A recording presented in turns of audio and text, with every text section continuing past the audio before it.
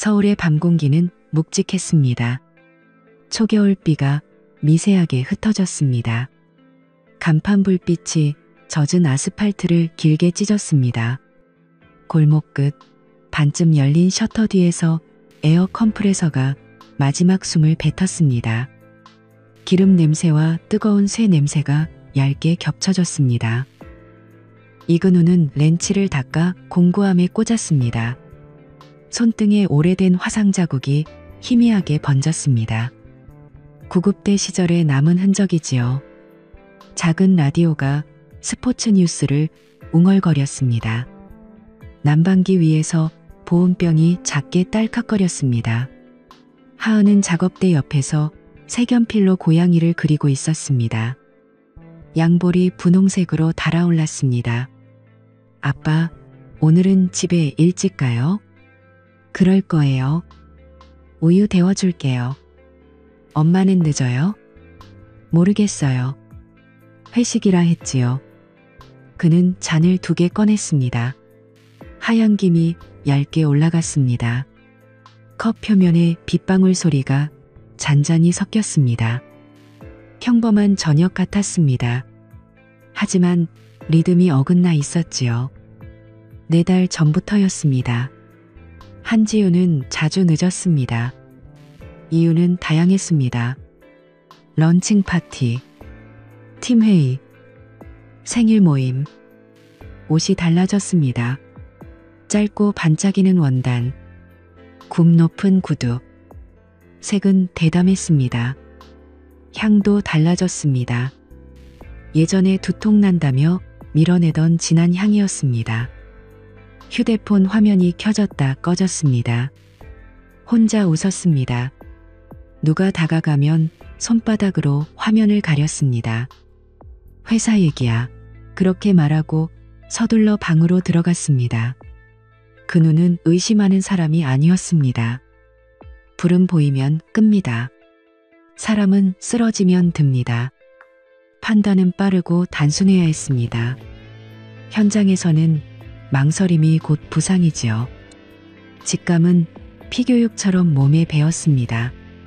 직감은 무시하지 않습니다. 자신에게 그 문장을 낫게 되뇌었습니다. 그는 작은 상자를 열었습니다. 라이터만 한 회색 장치였습니다.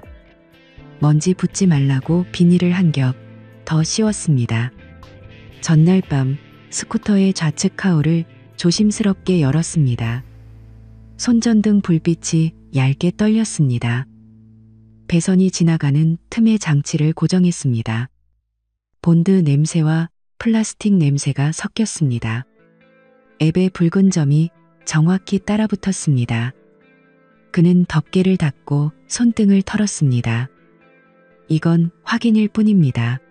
혼잣말이 공중에서 금방 흩어졌습니다. 금요일 저녁이 되었습니다. 빗줄기는 여전히 가늘었습니다. 하늘이 낮게 쳐졌습니다. 지우는 빨간 원피스를 꺼냈습니다. 진한 립스틱이 거울에서 번졌습니다. 작은 가방, 은색 팔찌, 향은 강했습니다. 사장님 생일이라서 노래방만 잠깐 들러요. 운전 조심하세요. 택시 타고 가요. 늦어요? 늦지 않게요. 도어락 소리가 딱 하고 끊겼습니다. 집이 잠깐 비었습니다. 하은이 거실에서 펜을 흔들었습니다. 근우는 딸의 머리를 쓰다듬었습니다. 옅은 비누 냄새가 났습니다. 하은아, 할머니 집에 전화할까? 응. 내일 가고 싶어요. 그래요. 오늘은 아빠랑 먼저 자요. 근우는 바람막이를 걸쳤습니다. 휴대폰 배터리를 확인했습니다. 붉은 점이 천천히 움직였습니다. 골목을 빠져나가 큰 길을 탔습니다. 그는 헬멧을 쓰고 오토바이를 밀었습니다. 엔진이 낮게 울렸습니다. 비가 바이저에 둔탁하게 닿았습니다. 도로 위 차선이 겨울색으로 미끄러웠습니다. 점은 강남대로를 지나 반짝이는 빌딩 숲으로 들어갔습니다. 교차로 신호가 번갈아 눈을 때렸습니다. 골목의 그림자가 길게 당겨졌습니다. 그는 안전거리를 유지했습니다. 택시의 브레이크 등이 물기 속에서 번졌습니다. 길가의 가로수는 젖은 잎을 달고 흔들렸습니다. 점이 멈췄습니다. 고급 아파트 단지 맞은편. 지하로 내려가는 좁은 경사로 앞이었습니다. 입구 위 간판은 과하게 깔끔했습니다.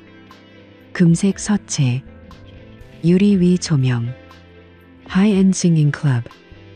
도어맨의 장갑이 새하였습니다. 우산 끝이 또각또각 계단을 찍었습니다. 그 눈은 코를 식혔습니다. 기름 냄새가 사라졌고 술 냄새가 멀리서 밀려왔습니다. 싸늘한 공기에 향수가 묻어 있었습니다. 익숙한 향이었습니다. 집 거실에도 잠깐 떠다니던 그 향이었지요. 검은 세단이 천천히 멈췄습니다. 문이 열렸습니다. 하이힐이 먼저 내렸습니다. 그 다음 얇은 무릎. 장광이 허벅지에 펄을 스쳤습니다. 지우였습니다. 짧은 끈이 어깨를 비껴갔습니다. 그녀는 고개를 들지 않았습니다. 머리카락이 빗방울을 털었습니다. 그 옆에 흰 셔츠가 내렸습니다. 손목에 금빛이 걸렸습니다. 손이 먼저 나와 우산을 받았습니다. 가까운 거리, 자연스러운 동작. 말하지 않아도 배치가 말했습니다. 그 눈은 바이저를 올렸습니다. 공기가 차갑게 얼굴을 잘랐습니다. 손등으로 헬멧 가장자리를 눌렀습니다. 심장은 빠르지 않았습니다. 단단했습니다. 천천히. 그는 계단으로 한 걸음 내려섰습니다. 도어맨이 시선을 들었습니다. 손님, 예약하셨어요? 배달입니다. 어느 룸이신데요? 확인하고 올라가겠습니다. 그의 목소리는 낮았습니다. 떨리지 않았습니다. 도어맨의 눈동자가 짧게 흔들렸습니다. 실내에서 저음과 박수 소리가 터졌다 가라앉았습니다. 비트가 벽을 통해 둔탁하게 전해졌습니다. 계단 손잡이는 젖어 있었습니다. 금속이 얼음처럼 차가웠습니다. 그 눈은 한 계단 더 내려갔습니다. 손바닥이 식었습니다. 휴대폰 화면에서 붉은 점이 실내 지도처럼 미세하게 이동했습니다. 알람이 떴습니다. VIP. 숫자 하나가 붙었습니다. 그는 화면을 껐습니다. 어둠이 금방 깊어졌습니다. 기억이 스쳤습니다. 화염 속 문을 열던 밤. 안전 손잡이를 잡고 들어가던 순간. 수증기, 매캐함, 뜨거움. 그때도 문 앞에서 숨을 고르지요. 안과 밖은 다릅니다. 들어가면 되돌리기 어렵습니다. 직감은 문턱에서 가장 크게 말합니다. 아빠, 자요? 낮에 들었던 하은의 목소리가 작은 잔향처럼 떠올랐습니다. 곧 가요. 그는 아주 작게 대답했습니다. 누구에게 하는 말인지 본인도 몰랐습니다. 문이 열렸습니다. 안쪽에서 밝은 웃음이 터졌습니다. 유리잔이 부딪히는 소리가 투명했습니다. 향이 짙어졌습니다. 그 눈은 문틀 앞에 섰습니다. 가슴이 팽팽했습니다. 질투가 아니었습니다. 모욕도 아니었습니다. 무엇이 부서지는 소리였습니다. 아주 오래 굳게 믿던 무언가였지요. 그는 손잡이를 쥐었다 놓았습니다. 한 번 더 쥐었습니다. 도어맨이 뒤에서 손님 하고 불렀습니다. 대답하지 않았습니다. 눈을 떴습니다. 초점이 또렷해졌습니다. 계단 위 네온이 붉게 번졌습니다. 금색 글자가 물 위로 쏟아졌습니다. 거짓말은 생각보다 가까이 있었습니다. 붉은 점은 정확했습니다. 이제 증거가 말해줄 차례였습니다. 그 눈은 숨을 들이마셨습니다. 공기가 서늘했습니다. 문은 아주 천천히 그를 안으로 밀어넣을 준비를 하고 있었습니다. 긴장은 그때 시작되었지요. 문이 닫히면 돌아가는 길은 간단하지 않을 것입니다. 문 앞에서 한번 멈췄습니다. 숨이 길어졌습니다. 돌아선 그의 눈에 계단 위 금색 글자가 번졌습니다. 그 순간에 과거가 겹쳤습니다. 플래시처럼 짧고 선명했지요. 처음은 여름이 끝나가던 날이었습니다. 장마가 걷히고 공기가 눅눅했지요. 지우는 머리를 하나로 묶고 말했습니다. 부산 워크숍 다녀올게요. 하루만요. 짐은 가볍게 가져가요. 응. 아침 일찍 나가요.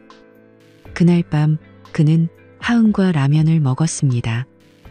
창문에 파도가 치는 소리가 라디오에서 나왔습니다. 전화는 잠깐 통화 후 끊겼습니다. 다음 날 저녁 현관 앞 신발장에 낯선 쇼핑백이 서 있었습니다. 작은 진주 귀걸이 상자와 바닷냄새가 희미하게 났습니다. 영수증에는 오전 조식 임명이라고 찍혀 있었지요. 그는 그 숫자를 오래 들여다보았습니다. 말하지 않았습니다. 접어서 서랍 안으로 넣었습니다. 피곤했겠지요. 그렇게 스스로를 설득했습니다. 그 다음은 가을 초입. 회사 런칭 준비로 바쁘다 했습니다. 늦은 밤 화장대 위에 작은 성냥갑이 놓여 있었습니다. 싱잉 클럽. 금빛 각인. 프로모션으로 나눠줬대요. 그녀는 웃으며 말했습니다. 그 웃음은 매끈했고 끝이 빨랐습니다. 그는 고개만 끄덕였습니다. 진한 향이 새로 샀다던 코트에 오래 남았습니다. 의심은 서랍 속 종이처럼 쌓였습니다. 구겨지지만 버려지지 않았습니다. 그는 화재 현장에서 배운 순서를 떠올렸습니다. 확인, 차단, 접근, 구조? 불에도 순서가 있지요. 의심에도 필요했습니다. 그는 먼저 기록을 살폈습니다. 집 컴퓨터의 가족 통신요금 고지서, 발신 시간의 패턴, 밤 11시대가 급증했습니다. 같은 번호, 같은 길이. 그는 번호를 저장하지 않았습니다. 머릿속에 외웠지요. 가게 장부 옆 여백에 작은 점으로 표시했습니다. 누구도 눈치채기 어려운 흔적이었습니다. 다음은 동선이었습니다. 스쿠터에 달아둔 장치가 조용히 움직임을 보냈습니다. 붉은 점이 같은 구간을 반복했습니다. 강남, 잠실, 그리고 그 지하 경사로. 그는 지도에 얇은 펜으로 동그라미를 쳤습니다. 날짜를 적었습니다. 빨강, 빨강, 파랑. 파랑은 밤샘 미기가. 숫자는 거짓말을 덜합니다. 스스로에게 속삭였습니다. 그는 쓰레기를 분리하는 밤을 기다렸습니다. 현관 앞 봉투를 빛에 비춰 보았습니다.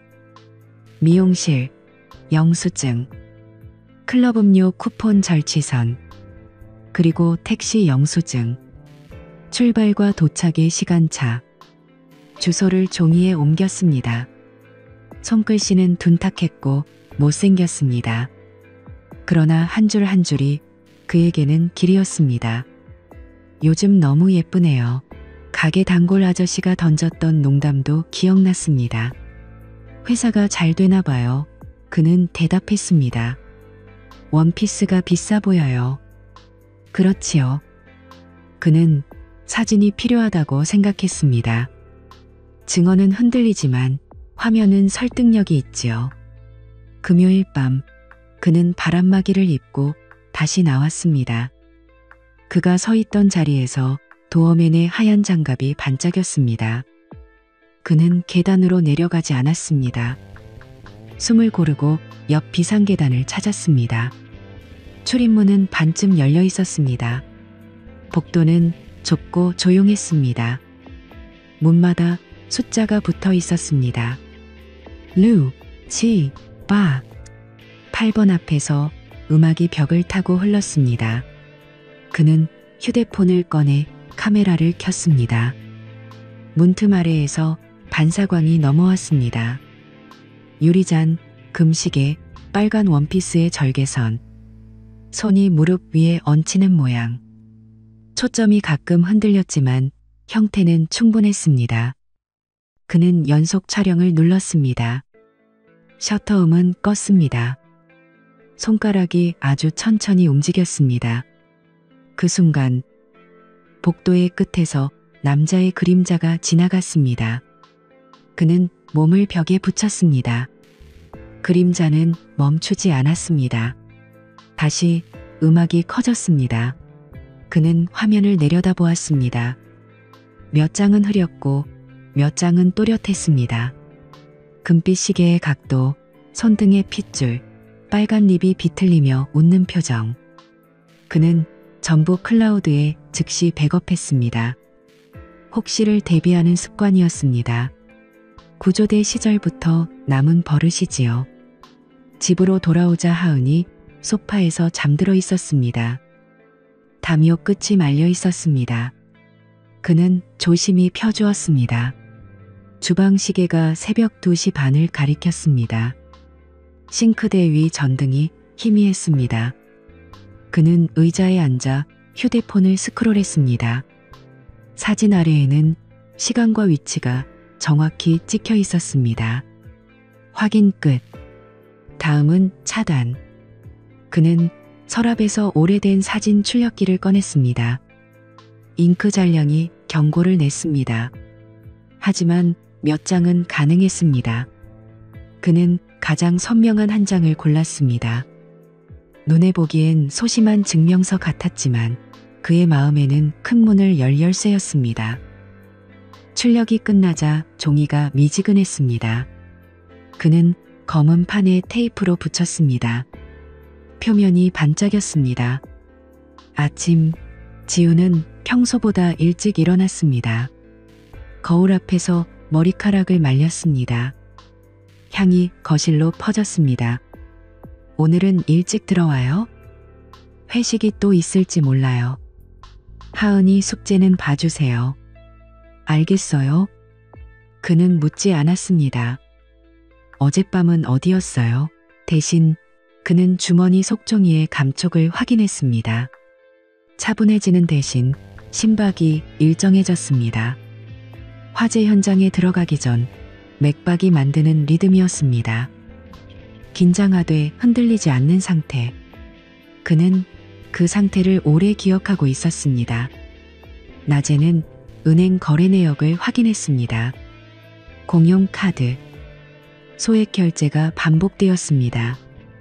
같은 시간대, 같은 주변 구역. 그는 지도에 점을 찍어 선으로 이었습니다. 선은 낯설지 않았습니다. 그것은 이미 그의 발로 쫓아본 길이었습니다. 점심 무렵 가게로 택배가 왔습니다. 작은 봉투. 보낸 이는 미나였습니다. 지우의 오랜 친구. 봉투 안에는 몇 년 전의 단체 사진과 휴대폰 화면을 찍은 듯한 흐릿한 캡처가 있었습니다.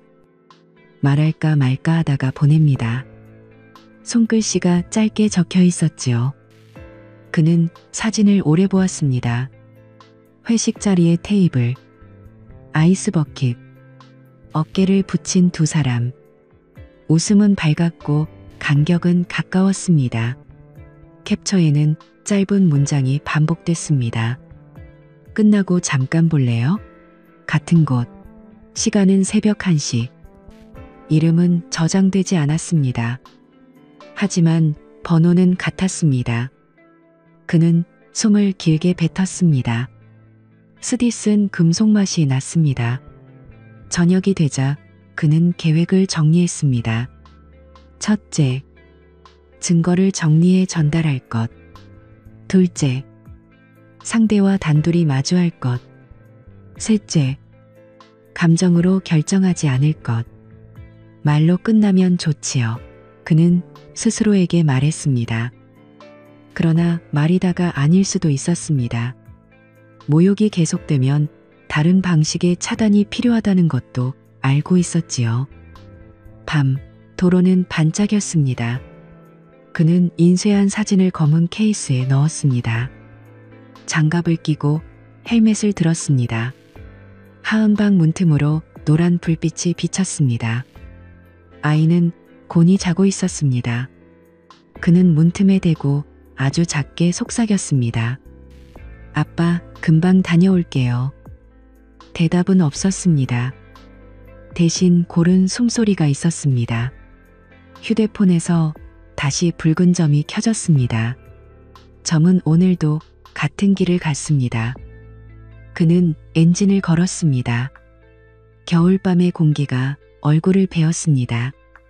돌아오면 무엇이든 달라질 것입니다. 그 사실이 이상하게도 마음을 가볍게 했습니다.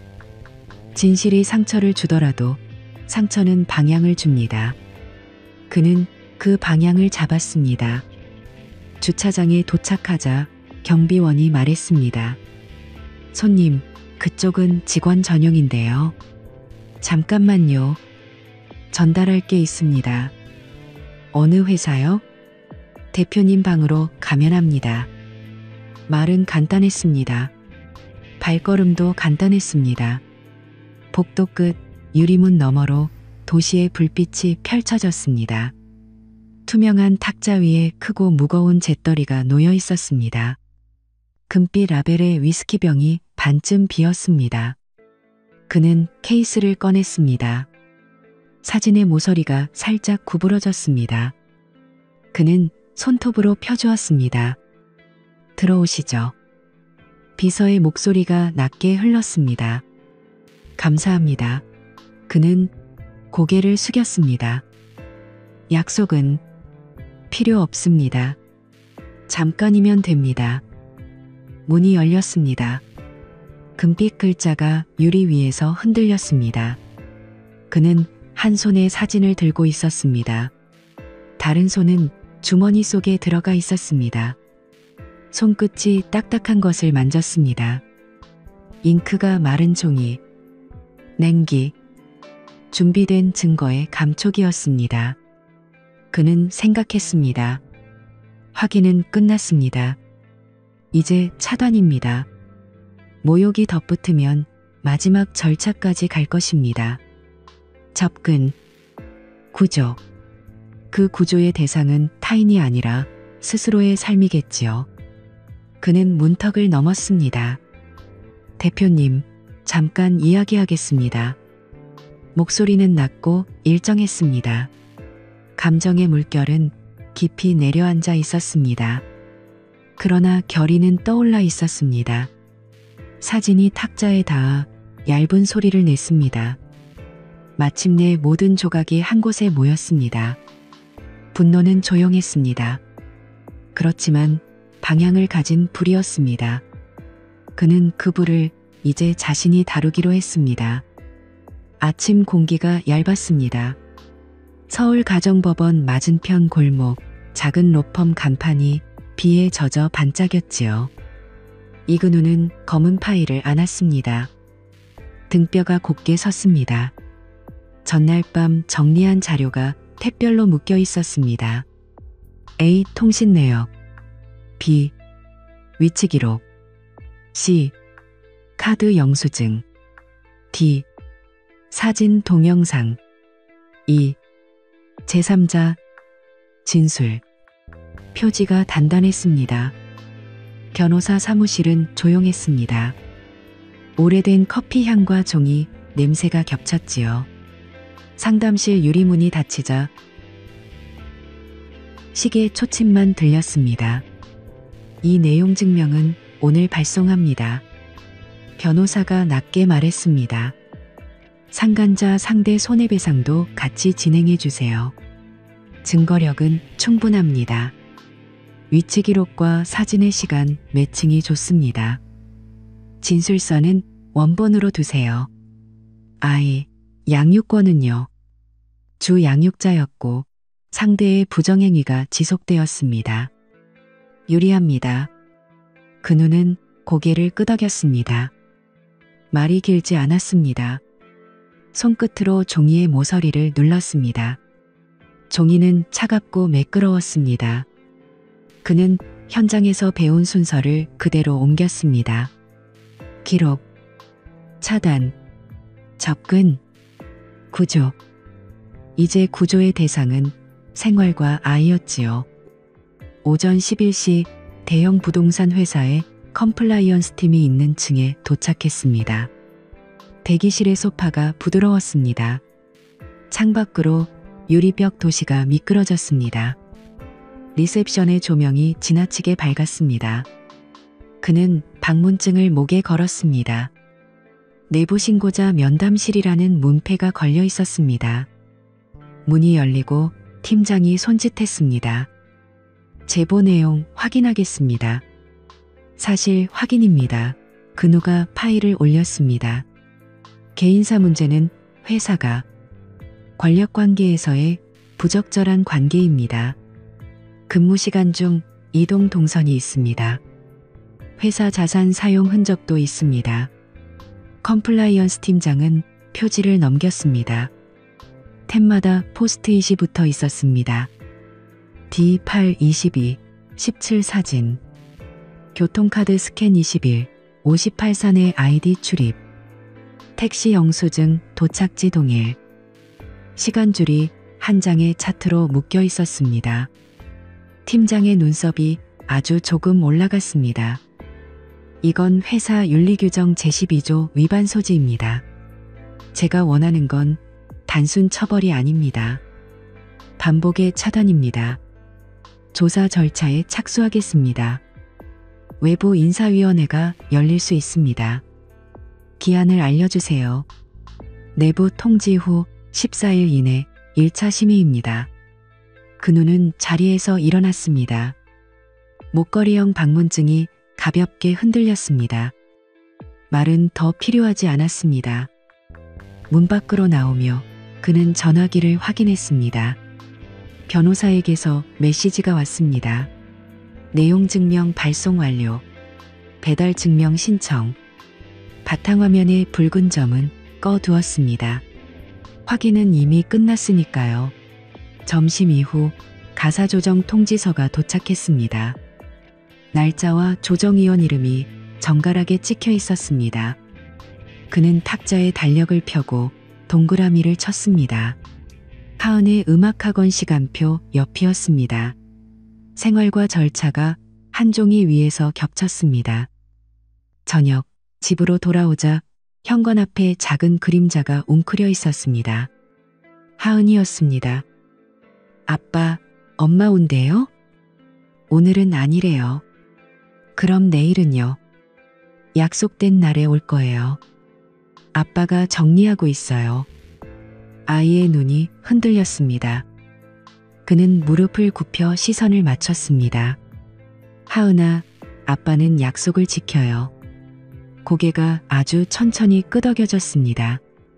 그 대답이 그에게는 가장 무거운 계약서였습니다. 이틀 뒤 로펌 회의실에 한지우와 그녀의 대리인이 앉아 있었습니다. 회의실 공기는 차가웠습니다. 물병의 결로가 테이블에 원을 남겼습니다. 변호사가 파일을 펼쳤습니다. 부정행위 사실을 부인하십니까? 지우의 입술이 말랐습니다. 오해예요. 회식이었고 변호사가 시간을 맞춰 사진과 출입 기록을 포개었습니다. 탁자 위에 22, 11, 22, 14, 23. 이가 일렬로 서 있었습니다. 회식 장소와 귀하의 휴대전화 위치는 다른 층, 다른 구역입니다. 동행자는 대표이사로 보입니다. 지우의 목젖이 짧게 움직였습니다. 눈동자가 흔들렸습니다. 미안해요. 그녀가 낮게 말했습니다. 근우는 고개를 들지 않았습니다. 종이만 봤습니다. 종이는 거짓말을 덜하니까요. 양육권은 협의해주세요. 그의 목소리는 일정했습니다. 내가 하은이를 사랑하지 않는다고. 사랑과 생활은 다르지요. 조정위원은 기록을 훑었습니다. 조정은 일부 성립, 나머지는 재판으로 회부합니다. 도장이 붉게 찍혔습니다. 잉크 냄새가 짧게 퍼졌지요. 절차가 움직이기 시작했습니다. 복도 끝에서 바퀴 달린 서류함이 지나갔습니다. 미끄러지는 소리가 났습니다. 같은 주 금요일 회사 인사위원회가 열렸습니다. 외부위원 포함 7인. 회의실 유리창에 블라인드가 내려왔습니다. CEO 최대현은 늦지 않았습니다. 흰 셔츠에 주름이 매끈했습니다. 시계는 같은 금빛이었지요. 컴플라이언스 팀이 요약 보고를 했습니다. 근무 시간 중 사적 만남 정황, 회사 운전기사 배차 기록과의 불일치, 접대성 비용 전표의 부적정 처리. 최대현이 웃었습니다. 허위 제보입니다. 우리 회사의 성과를 시기하는. 화면에 동선 타임라인이 떴습니다. 출입 게이트 로고와 엘리베이터 CCTV의 시간이 맞물렸습니다. 노트북 스피커에서 띵 소리가 짧게 났습니다. 문이 열리고 외부위원 한 명이 말했습니다. 대표님, 관련 당사자 직원의 진술서가 방금 접수되었습니다. 종이가 건네졌습니다. 짧은 문장들이 이어졌습니다. 업무 외 지시를 받았습니다. 사적인 만남을 주선했습니다. 거절이 어려운 상황이었습니다. 활자가 건조했습니다. 체면이 활자에서 떨어져 나갔습니다. 근우는 회의실 박대기 공간에 앉아 있었습니다. 방문객 표가 목에 걸려 있었습니다. 문틈으로 낮은 말들이 흘렀습니다. 결론은 들리지 않았지만 공기의 방향은 바뀌었습니다. 문이 열렸을 때 최대현의 입술선이 딱딱하게 굳어 있었습니다. 금빛 시계가 어색하게 반짝였습니다. 외부 징계위원회 회부, 직무정지. 안내가 짧게 익혔습니다. 문서의 끝에 임시 직무대행 이름이 적혀 있었습니다. 그날 오후 변호사에게서 두 번째 메시지가 도착했습니다. 상간자에 대한 손해배상 소장 접수. 기일 통지 대기. 동시에 우편함에 내용 증명 도달증이 꽂혀 있었습니다. 봉투의 모서리가 날카로웠습니다. 근우는 봉투를 손끝으로 눌렀습니다. 종이의 탄력이 손바닥으로 전해졌습니다. 그는 숨을 길게 내쉬었습니다. 분노는 여전히 있었지만 모양이 달라졌습니다. 날이 서고 방향이 정해진 칼날 같았습니다. 저녁 하은과 국을 데웠습니다. TV는 꺼져 있었습니다. 비가 다시 잔잔했습니다. 아빠, 내일 과학 전시회 가요. 같이 가요. 엄마도 올 수 있어요? 규칙을 지키면요. 아이의 눈이 잠깐 내려앉았다가 다시 반짝였습니다. 생활은 계속됐습니다. 그 사실이 그를 단단하게 했습니다. 밤, 그는 마지막 파일을 정리했습니다. 표지에 굵게 한 줄을 적었습니다. F, 최종 요구안. 첫 장에는 세 문장이 있었습니다. 사과, 접촉 제한, 아이 우선의 합의. 그 아래 작게 덧붙였습니다. 모욕 시 즉시 민형사 대응. 문장마다 점이 또렷했습니다. 전화가 울렸습니다. 발신자는 비서였습니다. 대표님이 사과를 원하십니다. 조용히 정리하는 조건으로. 조건은 서류에 있습니다. 금전적 보상으로. 아이의 생활을 건드리지 마세요. 통화가 끊겼습니다. 말은 짧았습니다. 그러나 충분했습니다. 다음 날 아침 로펌에서 팩스가 왔습니다. 사과문 초안. 직무정지 통지와 함께 내부 메일로 배포 예정이라고 적혀 있었습니다. 미지근한 종이에서 잉크 냄새가 났습니다. 문장 사이사이에 체면이 갈라졌습니다. 그는 펜으로 몇 군데 줄을 그었습니다. 사적 친분을 부적절한 관계로 고쳤습니다. 오해를 사실로 바꿨습니다. 수정 표시가 검게 남았습니다. 유리창 너머로 햇빛이 얕게 들어왔습니다. 도시는 바쁘게 움직였습니다. 근우는 창가에 서서 손바닥을 한번 펴보았습니다. 떨림이 없었습니다. 절제된 공기가 방을 채웠습니다. 그는 생각했습니다. 이것은 복수의 쾌감이 아니지요. 단단한 경계를 세우는 일, 다시 넘어오지 못하게 하는 문턱을 높이는 일. 그게 오늘의 일입니다. 서류에 마지막 서명을 올렸습니다. 잉크가 마르기 전 종이는 이미 결정이 되어 있었습니다. 그 순간 어제까지 유리문 너머로 보이던 금빛 글자가 떠내려갔습니다. 남은 것은 흰 종이와 검은 글자, 그리고 아이의 생활이었습니다. 그는 조용히 속삭였습니다. 이제 내 쪽으로 넘어오지 마세요. 그 말은 벽이 되었습니다. 상대는 그 벽을 넘기 어렵겠지요. 그리고 그 벽이 곧 그들의 전환점이 될 것입니다. 사과문이 내부 메일로 배포되었을 때 회사 복도는 조용했습니다. 블라인드 틈으로 겨울빛이 얇게 스쳤지요. 문서의 제목은 단정했습니다.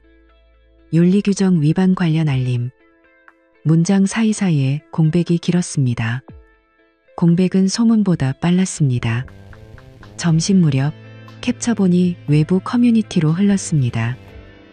해시태그가 붙었고 댓글의 속도가 붙었습니다. 오후 회의는 잠정 취소되었습니다. 로비의 꽃이 시들어 보였지요. 최대현은 회의실에서 나왔습니다.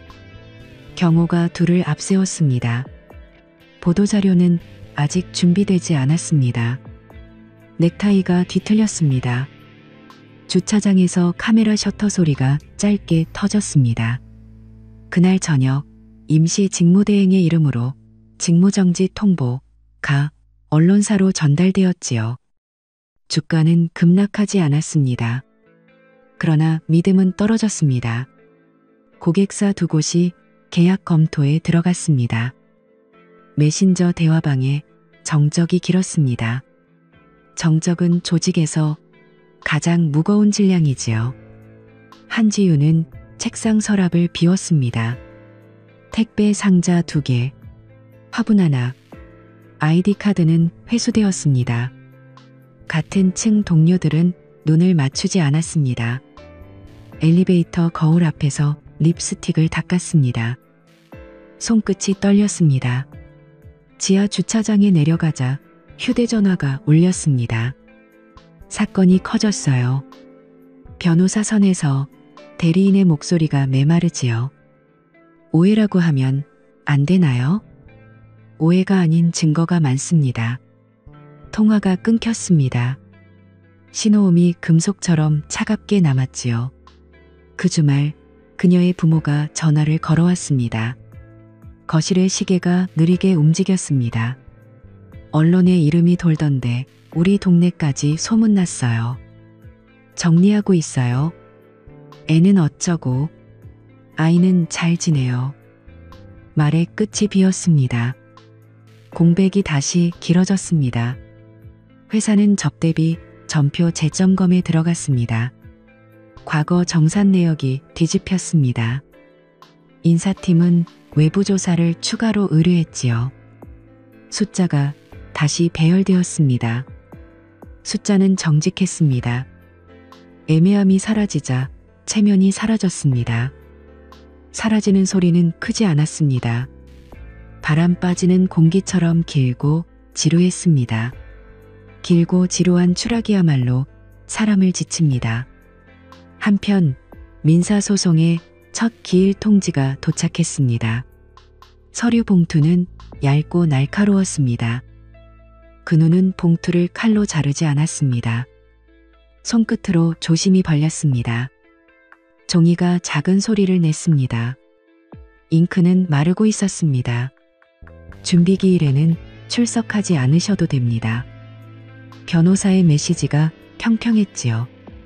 네. 자료는 더 보낼 게 없지요. 충분합니다. 상대의 답변서가 오면 알려드리겠습니다. 도시의 겨울은 건조했습니다. 주차장 환풍기의 소음이 단단했습니다. 근우는 가게 셔터를 반쯤 올렸습니다. 윤활유 냄새가 찼습니다. 철제 선반을 정리했습니다.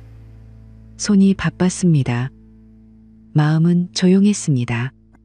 그는 스스로에게 물었습니다. 이게 복수인가요? 곧바로 대답했습니다. 아니지요.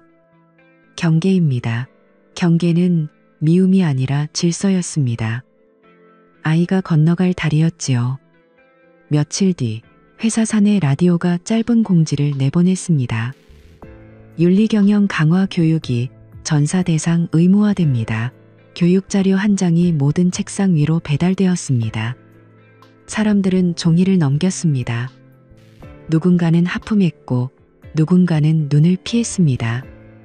그 무심함 속에서 사건은 제도로 흡수되었지요.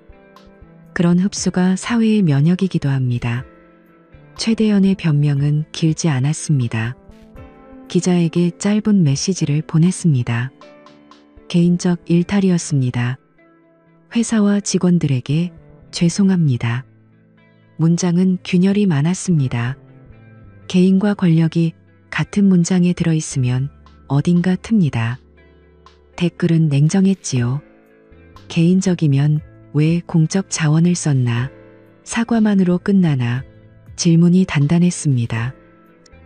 지우는 원룸로 이사했습니다. 계약금은 부족했습니다. 부모가 일부를 보탰습니다. 명품 가방 몇 개가 중고 시장으로 올라갔습니다. 구매 문의가 왔다가 계정의 실명을 보고 사라졌습니다. 온라인은 오래 기억합니다. 생계는 짧게 흔들립니다. 밤, 그녀가 전화를 걸어왔습니다. 하은이가 보고 싶어요. 약속한 날에 오세요. 사람들이 나를 욕해요. 당연하지요. 우리가 감당해야 할 몫이에요. 그는 더 말하지 않았습니다. 침묵이 감정보다 정확할 때가 있습니다. 하은의 학교 앞 엄마들 대화는 빠르게 오르내렸습니다. 누군가는 눈짓으로 궁금증을 던졌고 누군가는 귀를 닫았습니다. 근우는 고개를 숙였습니다. 아이의 손을 잡았습니다. 아빠, 왜 사람들이 속삭여요? 어른들 얘기는 금방 잊혀져요. 우리는 숙제하고 밥 먹고 잘 자면 돼요. 아이는 끄덕였습니다. 그 끄덕임이 그를 견고하게 했습니다. 민사법원에서 화해 권고가 내려졌습니다. 액수는 크지 않았습니다. 그러나 문장 안에는 기준이 있었습니다. 위자료 지급 및 재접촉 금지. 도장이 찍혔습니다. 지우는 고개를 숙여 도장을 받습니다. 이렇게까지 해야 하나요? 그녀가 속삭였지요. 여기까지 온 건 우리 탓이지요. 근우가 조용히 말했습니다. 다시 시작하면. 다시 시작은 아이와 제 일상입니다. 그 말은 선이었습니다. 선은 넘어오면 올립니다. 그는 그 올림을 지키기로 했습니다.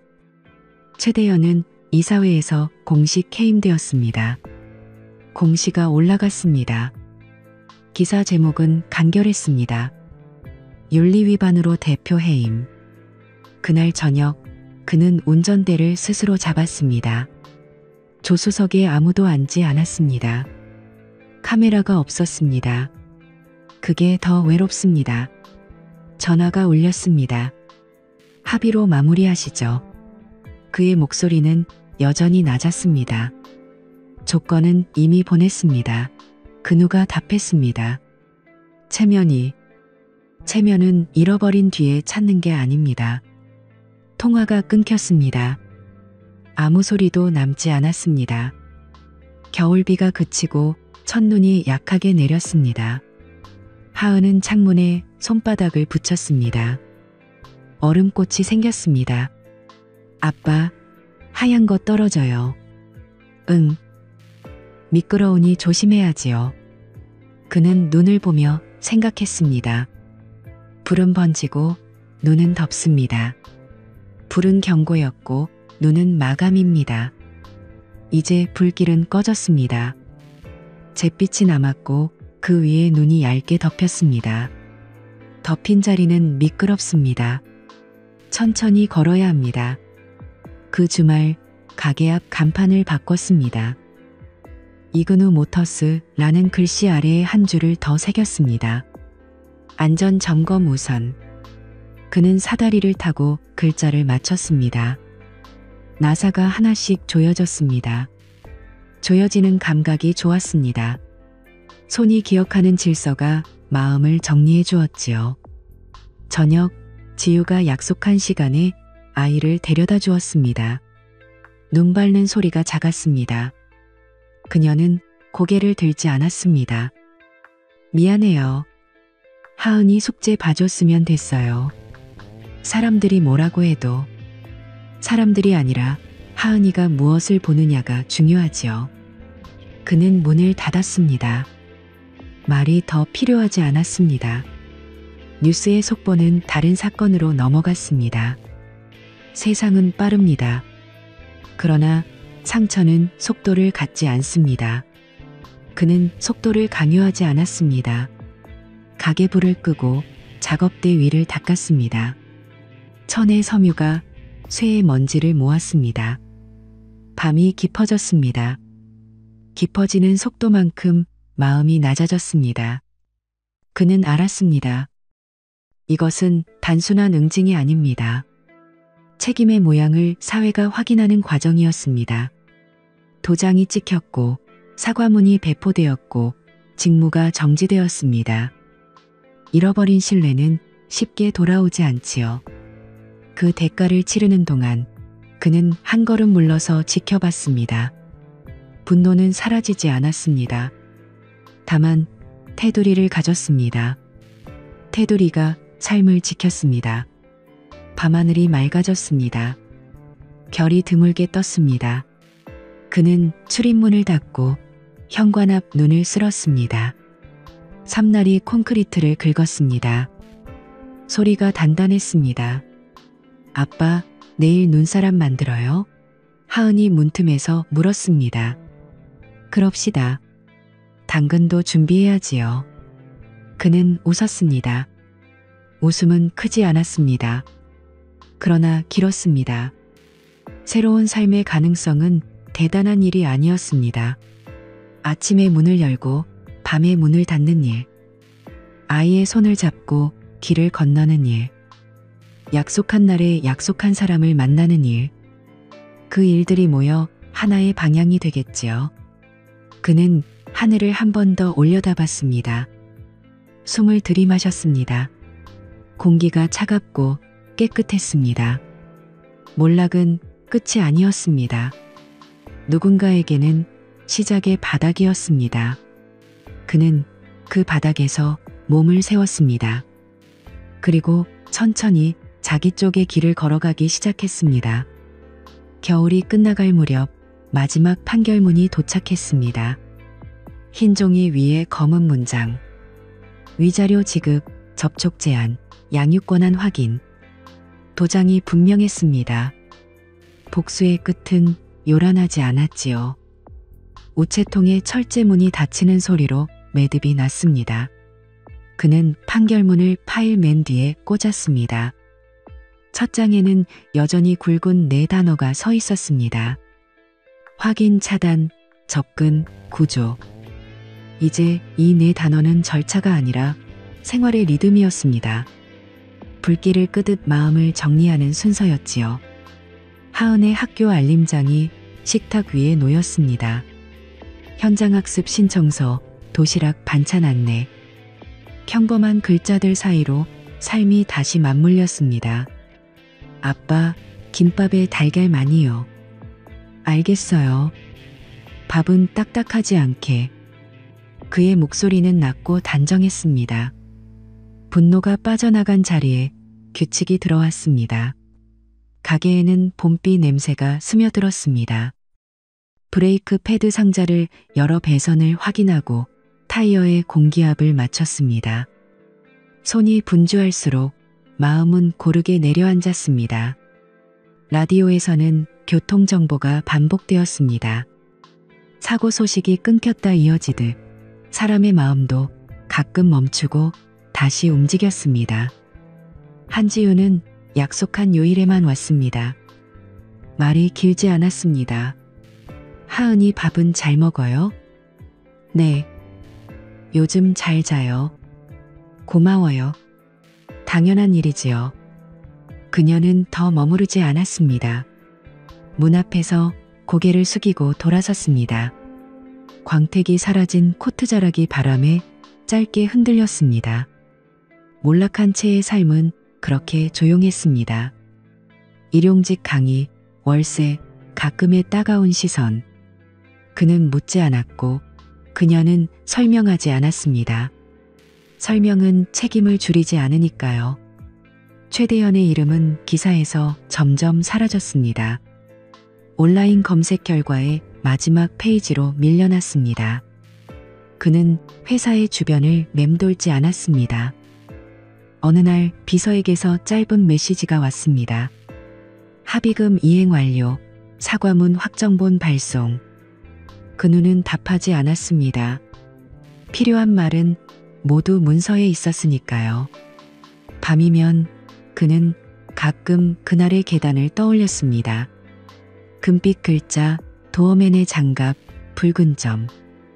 하지만 기억은 이제 날카롭지 않았습니다. 모서리가 다른 사진처럼 윤곽만 남아 있었습니다.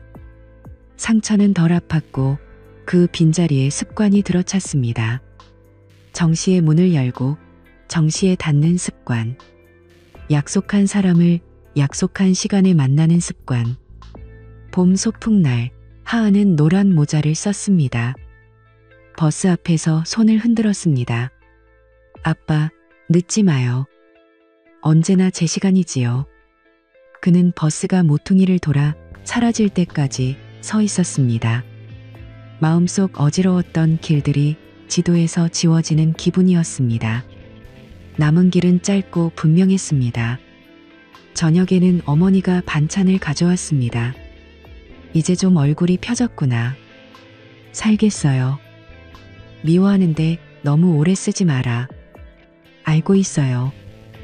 미움은 불같아서 집을 데우지 못하고 태우기만 하니까요. 둘은 창문을 닫고 국을 데웠습니다. 수증기가 유리창을 흐리게 했습니다. 흐린 곳에는 손바닥이 둥근 창을 만들었습니다. 그 창으로 작은 마당과 골목의 가로등이 보였습니다. 하루는 지우가 수줍게 메모를 건넸습니다. 감사했습니다. 더 이상 폐 끼치지 않겠습니다. 둥근 글씨였습니다. 사과해요. 그녀가 덧붙였습니다. 받았어요.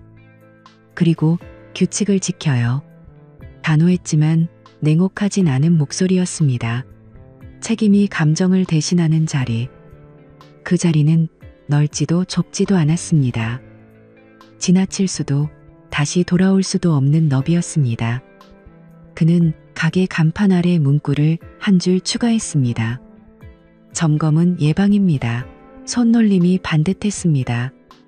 글자는 작았지만 읽는 사람에게는 분명했습니다. 자기 자신에게도 그랬습니다. 점검은 과거에도 지금도 앞으로도 필요했습니다. 마음의 브레이크에 관계의 볼트 토크, 말의 간극. 느슨하면 잡고 과하면 풀어야 했습니다. 주말이면 하은과 강가를 걸었습니다. 자전거를 밀고 벤치에 앉아 샌드위치를 나눴습니다. 아빠, 나중에 무슨 어른이 될까요? 약속을 지키는 어른요. 그거 어려워요? 가끔은요. 그래도 우리는 연습하잖아요. 아이는 고개를 끄덕였습니다. 연습은 삶의 다음 이름이었습니다. 그는 스스로에게도 말했습니다. 이해는 면제가 아니다. 다만 이해는 경계의 모양을 알아보는 일. 수용은 체념이 아니라 다시 쌓을 벽의 높이를 정하는 일. 책임은 돌려주는 말이 아니라 들고 가는 무게. 그가 들고 가야 할 무게는 아이의 하루, 자신의 이름, 그리고 작은 가게의 신뢰였습니다. 초여름 바람이 가볍게 골목을 건넜습니다. 간판의 나사가 햇빛을 받았습니다. 그는 사다리에서 내려와 먼지를 털었습니다. 전화가 울렸습니다. 예약 문이었습니다. 브레이크에서 소리가 나요. 오세요. 점검부터 하지요. 답변은 짧고 일정했습니다. 그의 하루도 그랬습니다. 밤, 창문을 반쯤 열어두었습니다. 도시의 소음이 낮게 들어왔습니다. 탁자 위 파일은 이제 거의 닫혀 있었습니다. 뒷표지 안쪽에 작은 메모를 붙였습니다. 과거, 기록, 현재, 유지, 미래, 예고 없는 점검. 그는 웃었습니다. 웃음은 여전해도 속내는 달랐습니다. 잠들기 전 하은이 속삭였습니다. 아빠, 내일은 일찍. 응. 내일도 제 시간. 그는 불을 끄고 어둠에 눈을 맞췄습니다.